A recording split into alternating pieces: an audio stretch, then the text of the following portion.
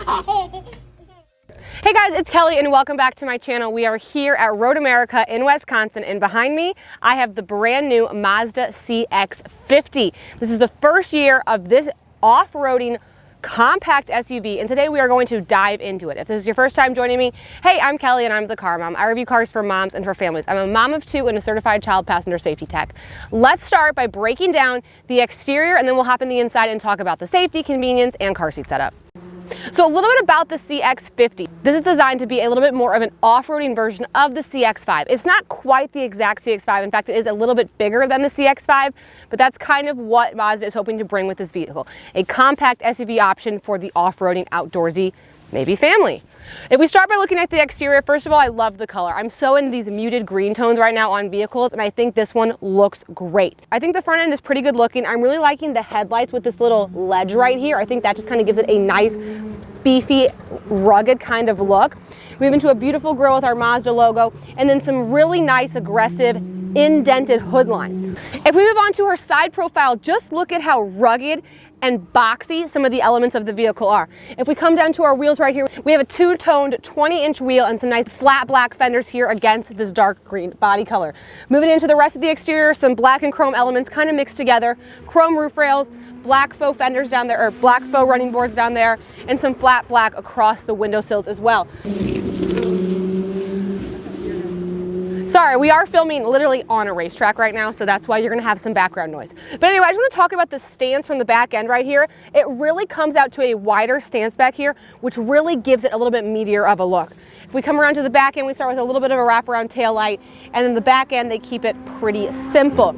A little bit of like a faux vent area right here, CX50 badging, Mazda badging, and then Sky Active G Turbo. Okay, so that's a little bit about the exterior. Overall, it's a more rugged Mazda CX-5. Let's get into the interior and we'll talk about some of the convenience features. Okay, let's just quickly break down the interior. We'll start with the door panel. A little bit of black leather with some nice red cross stitching right there. Really looking a little bit Western, a little bit rugged. Everything else is pretty simple on the door panel. A little bit more of like a rugged style handle, even has grips on the other side. And then we go to our side cubbies, pretty decent size side cubbies actually for the size of the car. We have the Bose sound system found in this Mazda CX50. Let's get on the other side and then we'll like start her up and check out the infotainment system. Before I invite you in though, just take a look at this interior. I'm actually obsessed with it. The black with the brown stitching is beautiful, but it's a little bit more than just a contrast stitching. It's a little bit of a design.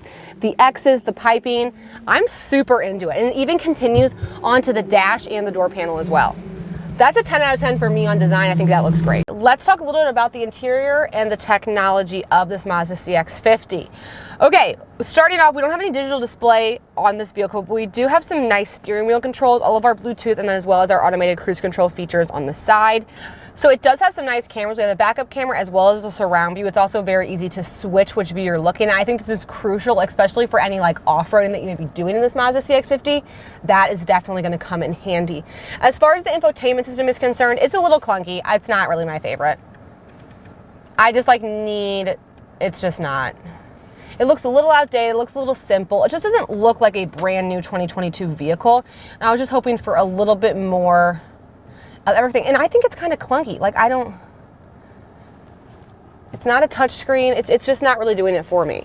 This also gets weird. So then we have all of our climate control pulled out, but the only thing I don't like is this ledge is kind of obstructing my visibility of it. So like I can't see.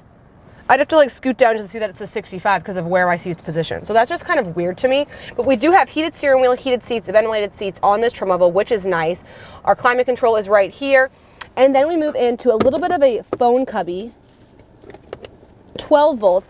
And then these horrible cup holders, because here's the problem. I'm sorry I didn't bring a cup. My cups are taller than this.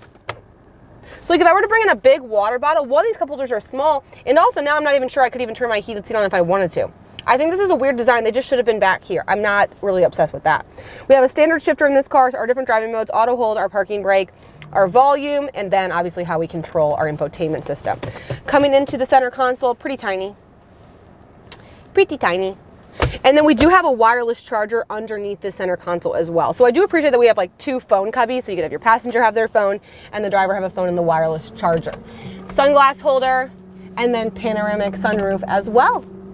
So pretty simple up here. Let's hop to the second row and then we'll check out the trunk space. Here I'm in the second row of this Mazda CX50. It's not horrible, but it is a little tight. The Mazda CX5 I think is one of the most deceiving cars out there because of its size and because of how difficult it is to fit some rear-facing car seats. Unfortunately, I don't have my car seats with me right now, but I do think this one would offer more space than the Mazda CX5.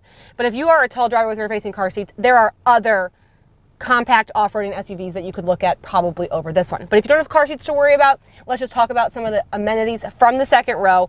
Overall, my knee clearance is pretty good. I do have the seat push pretty far forward. I was still comfortable as a 6 foot tall driver, but I definitely wasn't that generous. Heated seats and vents on the back of the center console, as well as 2 USBs back there. Funny thing is I have a leather back pocket here, but no leather back pocket here, so I'm kind of missing that storage space. The side cubbies, a little bit shallow, but overall fine. And again, that same sort of like grip handle that we found on the driver's seat, I actually do appreciate that touch. As far as the car seat setup is concerned, we have lower anchors on both outboard seats and then 3 tether anchors, 1 in each seat. You can pull this down for some additional cup holder space. And overall, it is what it is. We have a little bit of not a little bit, we actually have a complete raised middle seat right here. So I don't always love that because you have to split.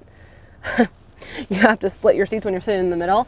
And I do feel like my head clearance is also just a little tight in this car. So, I mean, I know like that's kind of the size of it, but to me, I would love to compare this to, let's say, like the Subaru Forester. I think the Subaru Forester has a lot more space to offer than this Mazda CX50. Let's check out the trunk. And this is actually an incredible sized trunk. This is impressing me. For the size of this vehicle, this is a killer sized trunk. Spare tires found underneath. We've got some great options for tie downs, storage on either side, and it's illuminated as well. A place for a cargo cover, really all the things, as well as a power tailgate. So I'm liking the trunk space. I'm liking the exterior. Technology's a little blah. Second row's okay. But overall, I think if you are looking for like a little bit of a rugged, affordable, compact SUV, I think the Mazda CX50 is a pretty good option. The performance is great on it. It's a turbo engine. And thank you guys so much for watching.